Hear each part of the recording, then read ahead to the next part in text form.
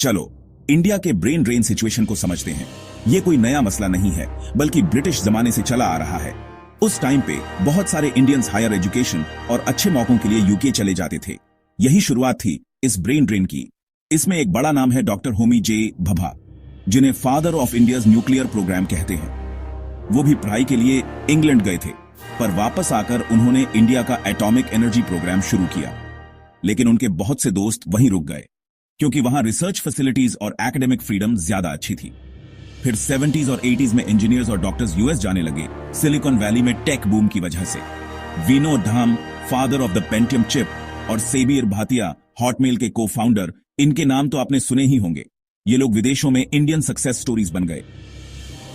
90s में जब India की इकोनॉमी लिबरलाइज हुई तो और लोग विदेश जाने लगे। हालांकि नए मौके भी बने इंडिया में, लेकिन आईटी बूम ने इस ट्रेंड को और तेज कर दिया। हजारों software engineers US, Canada, Australia चले गए अच्छे जॉब्स के लिए। लेकिन सिर्फ पैसे की बात नहीं है।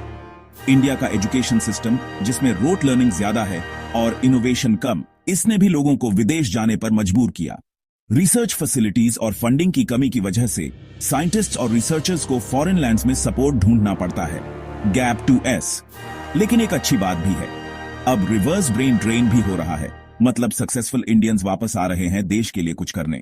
संडर पिचाई, गूगल सीईओ, और सत्या नाडेला, माइक्रोसॉफ्ट सीईओ, ये लोग भले ही विदेश में हैं, लेकिन इंडिया के लिए भी काम कर रहे हैं। ब्रेन ड्रेन को रोकने के लिए हमें इसकी असली वजह समझनी होगी। सिर्फ पैसे से काम नहीं चलेगा, हमें ऐसा माहौल बनाना होगा जहां इनोवेशन, क्रिएटिविटी और ग्रोथ हो। तो आप क्या सोचते हैं? क्या इंडिया अपने टैलेंटेड लोगों को रोक पाएगा? अपने विचार कमेंट्स में जरूर बताइए, और लाइक, शेयर और सब्सक्राइब करना मत भूलिए। अब देखते हैं आज के समय में ब्रेन ड्रेन की क्या स्थिति है।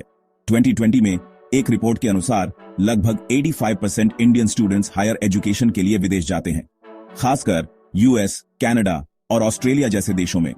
ये डेटा हमें यह बताता है कि ब्रेन ड्रेन आज भी एक बड़ा मुद्दा है। चलिए कुछ केस स्टडीज पर नजर डालते हैं। आर्यन सिंह, एक यंग एआई रिसर्चर जो आईआईटी दिल्ली से पढ़े थे, उन्होंने अपनी मास्टर्स और पीएचडी के लिए एमआईटी चुना और अब वो गूगल ब्रेन में काम कर रहे हैं। आर्यन का कहना है कि उन्हें इंडिया में वो रिसर्च फैसिलिटीज और फंडिंग नहीं मिली जो उन्हें यूएस में मिली। एक और एग्जाम्पल है डॉक्टर प्रिया मेहता, जो एक रिनाउंड कार्डियोलॉजिस्ट हैं। उन्होंने AIMS से MBBS किया और फिर रेजिडेंसी के लिए जॉन्स हॉपकिंस यूनिवर्सिटी गईं। प्रिया का कहना है कि उन्हें वहां एडवांस्ड मेडिकल टेक्नोलॉजी और बेहतर वर्क लाइफ बैलेंस मिला, जो इंडिया में कम था। लेकिन हर कहानी ऐसी नहीं है, कुछ लोग वापस भी आ रहे हैं, जैसे कि डॉक्टर अमन गुप्ता, जो स्टैनफोर्ड से पढ़ाई के बाद वापस इंडिया आए और यहां एक सक्सेसफुल बायोटेक स्टार्टअप शुरू किया। डॉक्टर एमन का कहना है कि वो अपने देश के लिए कुछ करना चाहते थे और उन्हें यहां भी बहुत अपॉर्चुनिटीज मिली। ये ट्रेंड्स हमें बताते हैं कि ब्रेन ड्रेन का मुद्दा कॉम्प्लेक्स है। सिर्फ एक वजह नहीं है, बल्कि मल्टीपल फैक्टर्स हैं, जैसे एजुकेशन सिस्टम, रिसर्च फैसिलिटीज और वर्क एनवायरनमेंट। हमें इन सभी पर काम करना होगा ताकि टैलेंटेड लोग देश में ही रहें और कंट्रीब्यूट करें। आपका इस पर क्या कहना है? हमें कमेंट्स में जरूर बताइए, और लाइक, शेयर और सब्सक्राइब करना मत भूलिए। अब हम देखते हैं कि ब्रेन ड्रेन का असर इंडियाज इकोनॉमी, इनोवेशन और ग्लोबल स्टैंडिंग पर कैसे पड़ता है। सबसे पहले इकोनॉमी की बात करें तो जब हाईली स्किल्ड प्रोफेशनल्स देश छोड़कर जाते हैं तो इससे एक बड़ा इकोनॉमिक लॉस होता है। एक रिपोर्ट के अनुसार इंडिया को हर साल करीब $2 बिलियन का नुकसान होता है, क्योंकि स्किल्ड वर्कर्स विदेश में काम करने जाते हैं। इनोवेशन पर भी इसका गहरा असर पड़ता है। जब टॉप टैलेंट विदेश जाता है तो देश में नए आइडियाज और कटिंग एज टेक्नोलॉजीज की कमी हो जाती है। इससे स्टार्टअप्स और टेक इंडस्ट्रीज को भी नुकसान होता है, क्योंकि उन्हें वो स्किल्स और एक्सपर्टीज नहीं मिल पाती जो उन्हें चाहिए। ग्लोबल स्टैंडिंग की बात करें तो जब इंडियन प्रोफेशनल्स इंटरनेशनल प्लेटफॉर्म्स पर एक्सेल करते हैं तो इससे देश का नाम रोशन होता है। लेकिन अगर यही टैलेंट देश में रहकर कंट्रीब्यूट करे तो इंडिया ग्लोबल इनोवेशन इंडेक्स में और ऊपर जा सकता है। इससे न सिर्फ देश की रेपुटेशन बढ़ती है, बल्कि ग्लोबल कोलैबोरेशंस और पार्टनरशिप्स में भी फायदा होता है। हालांकि ये कहना भी जरूरी है कि ब्रेन ड्रेन का एक पॉजिटिव साइड भी है।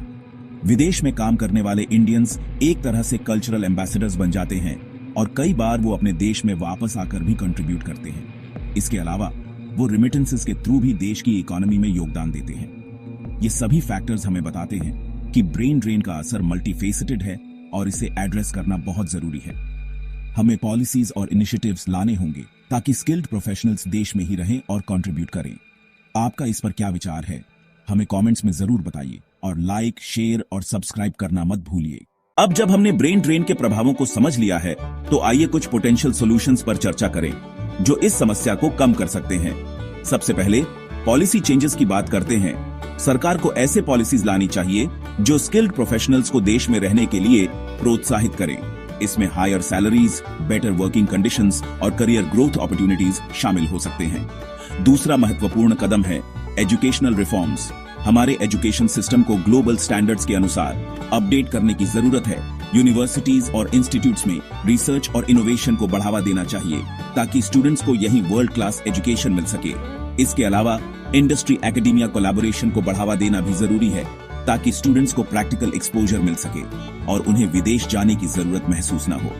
तीसरी महत्वपूर्ण बात है इंसेंटिव्स फॉर टैलेंट रिटेंशन। सरकार और प्राइवेट सेक्टर को मिलकर ऐसे इंसेंटिव्स देने चाहिए जो स्किल्ड प्रोफेशनल्स को देश में ही काम करने के लिए प्रेरित करें। इसमें टैक्स बेनिफिट्स, हाउसिंग सब्सिडीज और अदर फाइनेंशियल इंसेंटिव्स शामिल हो सकते हैं। इसके अलावा एक स्ट्रॉन्ग मेंटरशिप और करियर डेवलपमेंट प्रोग्राम्स भी बनाए जा सकते हैं जिससे प्रोफेशनल्स को अपने करियर गोल्स यहीं हासिल करने में मदद मिले।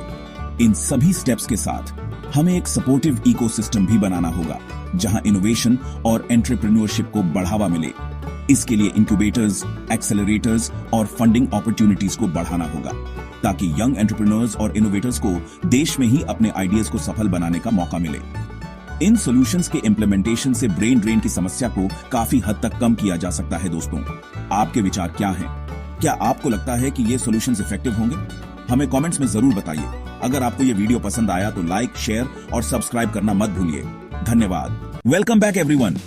अब तक हमने ब्रेन ड्रेन के कारणों और इसके सॉल्यूशंस पर चर्चा की है, लेकिन अब बात करते हैं उन सक्सेस स्टोरीज की जिन्होंने रिवर्स ब्रेन ड्रेन को संभव बनाया है।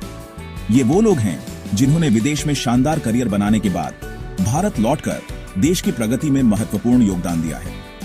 पहली कहानी है डॉ.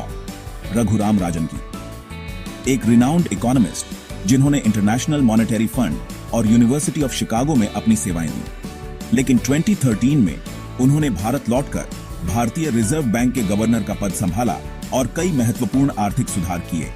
दूसरी कहानी है गूगल के संडर पिचाई की। संडर ने अमेरिका में अपनी पढ़ाई पूरी करने के बाद गूगल में एक सफल करियर बनाया। उन्होंने भारत में कई एजुकेशनल और टेक्नोलॉजिकल इनिशिएटिव्स शुरू किए जिससे देश की तकनीकी प्रगति को बल मिला। तीसरी कहानी है प्रसिद्ध वैज्ञानिक डॉ. एपीजे अब्दुल कलाम की। उन्होंने नासा और डीआरडीओ में काम किया लेकिन अपनी जड़ों से जुड़े रहे। उन्होंने भारत के स्पेस और डिफेंस प्रोग्राम्स को नई ऊंचाइयों पर पहुंचाया। इन कहानियों से हमें यह समझने को मिलता है कि रिवर्स ब्रेन ड्रेन कैसे देश की प्रगति में योगदान कर सकता है। ये लोग न केवल अपनी एक्सपर्ट नॉलेज और स्किल्स को वापस लाते हैं बल्कि देश के युवाओं के लिए इंस्पिरेशन का स्रोत भी बनते हैं। So what do you think? क्या आपको लगता है कि रिवर्स ब्रेन ड्रेन आने वाले समय में और बढ़ेगा? हमें अपने विचार कमेंट्स में बताइए और अगर आपको ये वीडियो पसंद आया तो लाइक, शेयर और सब्सक्राइब करना मत भूलिए। धन्यवाद।